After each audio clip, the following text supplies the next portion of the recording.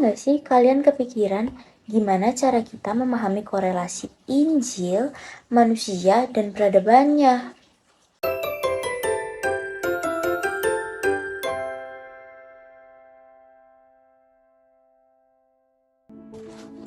Hai semua, aku Kalista. Dari pertanyaan tadi, pasti aku berusaha nyari sumber-sumber yang menurutku bisa jawab pertanyaan-pertanyaanku.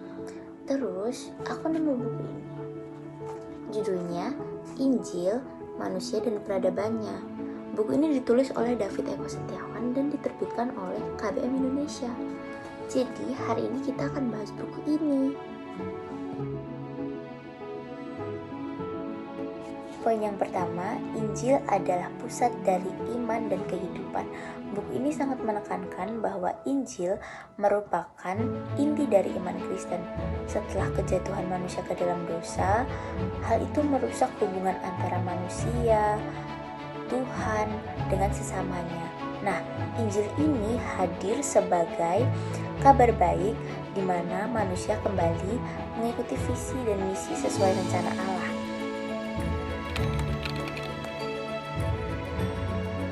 Poin selanjutnya adalah keselamatan yang bersifat menyeluruh.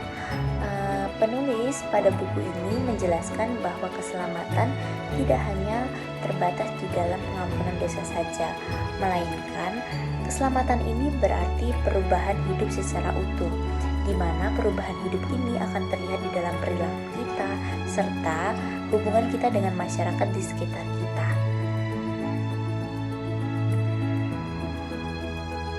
Poin selanjutnya adalah Injil sebagai dasar peradaban. Setiap peradaban tentu saja memiliki beberapa nilai yang menjadi dasarnya.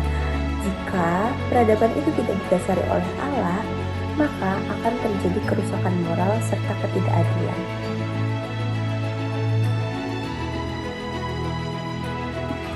Poin selanjutnya adalah manusia dan konteks kebudayaannya. Setiap manusia pasti hidup di tengah lingkungan budaya. Dan Injil harus dihidupi di tengah kebudayaan dan realitas sosial. Namun, iman yang sejati tidak hanya diucapkan, melainkan diwujudkan dalam kehidupan sehari-hari kita.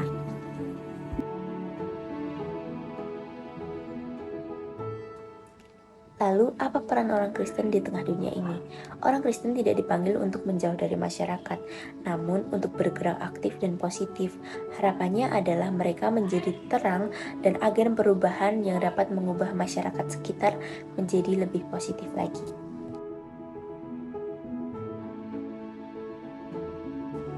Lalu gereja juga memiliki beberapa tanggung jawab. Gereja bertanggung jawab untuk membentuk cara pandang jemaat terhadap dunia. Gereja tidak hanya mengurus kegiatan ibadah saja, namun membekali jemaat dengan pemahaman teologis yang benar tentang kehidupan sosial. Itu dia pembahasan tentang buku ini. Jika aku ada salah kata, aku minta maaf. Dan kalau kalian pengen tahu lebih lengkapnya, kalian bisa baca bukunya sendiri. Bye!